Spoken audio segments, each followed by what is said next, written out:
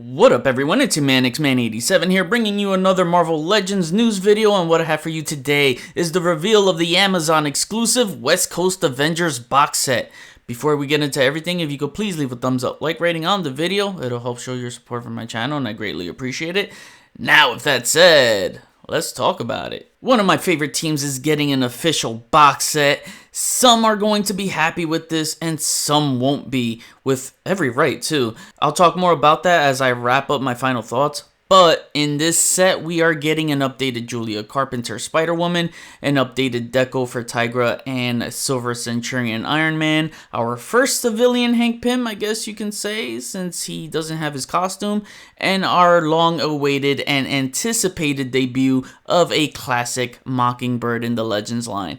This was revealed earlier today by Screen Rant, and in that article it stated that it'll come with 16 inspired comic accessories, but the promo images don't show all the accessories included, so keep in mind that some things will be missing here. I can only go off of what is shown, so let's go over them one by one and talk about them. Let's tackle Silver Centurion Iron Man first. This will be quick. They basically gave him the retro War Machine treatment by giving him the all-white plastic deco. Defeats the purpose of the name Silver, but I get what they were going for in a certain comic style. Looks like he'll have the typical opened hands with the blue repulsor rays.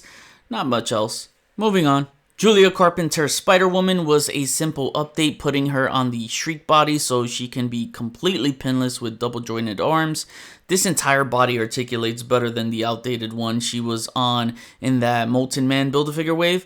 We get a new head sculpt. I like the hairstyle, wider eyes. Wish they were a little more elongated. I'm not going to say it's not comic accurate to those West Coast books. She had some styles similar to this figure, and then the more elongated ones, so it's just a matter of preference at this point. I will point out and say she's supposed to have pink lipstick and not red, something the first figure got right. They could have given the figure some blue oversprays to highlight some areas of the costume, since we already had an all solid black Spider-Woman. And the logo is a little more spot on too. Overall, still a much better figure than the last one. Tigra is the same as before, but they fixed the skin tone, thank God, so you can see the two different shades of oranges between a darker and lighter tone. They also gave her a blue deco instead of black for her two-piece. Same head as before, but this time we get a new alternate head for a neutral face. This looks way better than the last one, and the hairstyle too is much better over that slick back style on the last one. Even the growling head looks better than the last one, so another updated one that's better than its previous figure. We get Hank Pym when he decided not to suit up anymore and became a scientific advisor for the team. I'm surprised by this one just because I thought they would save their Hank Pym head for a HasLab Giant Man project to use as a selling point. Hasbro's first Hank Pym head in the Legends line, and it looks great. You know, I'm a huge Hank Pym fan, so I don't have a problem with this. Also, you're probably thinking what I'm thinking, and that's the possibility of getting a Savage Land Green Suit Professor X figure with this body, sporting that new upper torso and crotch piece, I believe is new too. Then the limbs are the typical Red Skull parts. Again, I'm fine with this, as I feel like this is the kind of offer that's nice to have in a box set. You don't have to chase it down if you don't need it, but if you want it and need the rest in the set, then it's a win-win. Lastly, a classic Mockingbird.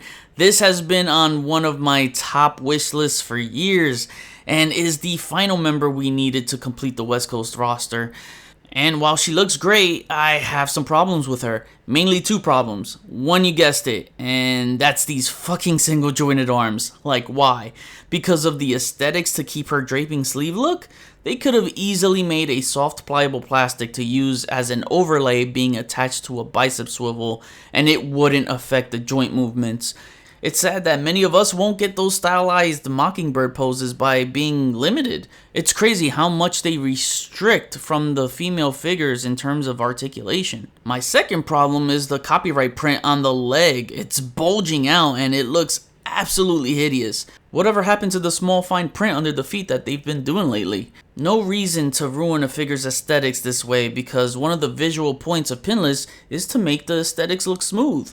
They took that away here from some nicely shaped legs. I believe these are new. At least the lower legs are, with those Buccaneer-like boots. Haven't seen those on a female figure yet, if I'm not mistaken.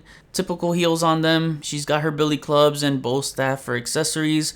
I'm hoping we get an alternate head with a ponytail, but this head sculpt is absolutely gorgeous.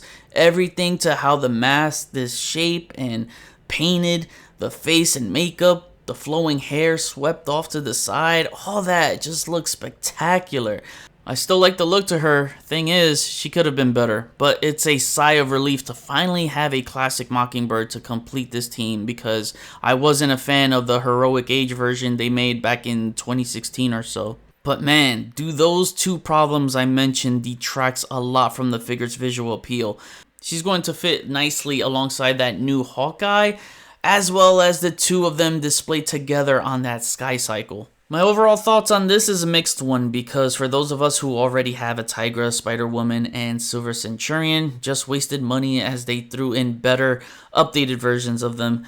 I know the pattern of them updating figures, then re-releasing them later in multi-packs or single releases, but we can't predict which of them will be re-released and in what way, single or box set. So don't blame anyone that's mad about those who feel that Hasbro is holding a classic Mockingbird for ransom to fork over $125 plus when she should have easily been a single release. The re-releases for these updates weren't needed since we got them in the last 3 to 4 years. I can understand if it was a longer time span, like 6 to 8, but 3 years is just too small of a window. So now I know I'll at least have to sell my Julia Carpenter, Tigra, and Silver Centurion whenever I get this set to make up for some of the cost to keep the better versions. I'll keep the silver painted version of Iron Man and sell this white one, but from what I remember, these individual figures didn't do well on the shelves, so it's weird to put them all in this box set. Anyways, like you've heard me say in the past, the good thing about this hobby is you can always get money back in selling if you ever felt like you wasted it. I'm good with Hank Pym, and hopefully that head will fit nicely on one of the Hasbro Ant-Man bodies. Mockingbird is definitely the most desired in this set despite some flaws. This set is in favor of the newer collectors, or for those who missed out on the first releases and now get another chance to complete the roster, but a big slap in the face to its loyal collectors of the line. The West Coast Avengers box set will be available to pre-order tomorrow, May 25th at 1 p.m. Eastern Time, exclusively on Amazon. It's slated for a fall 2023 release and will retail for $124.99. You know what I noticed? The box art has Spider-Woman replacing Wonder Man. I wonder what made them go with an updated Spider-Woman over Wonder Man in his spandex attire and not make the box cover accurate to the comic? Odd choice, but whatever, I guess. Then again, they replaced Hawkeye with this Hank Pym, but he's getting a big release with the Sky Cycle. Wonder Man had his safari look earlier this year, so I don't have an answer. Again, it's a strange marketing choice.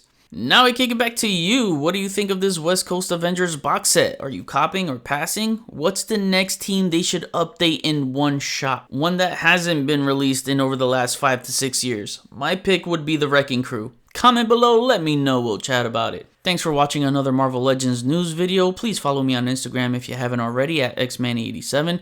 Hit the notification bell so you always know when my latest videos are up. Share and subscribe if you're new. See you on the next video. Peace.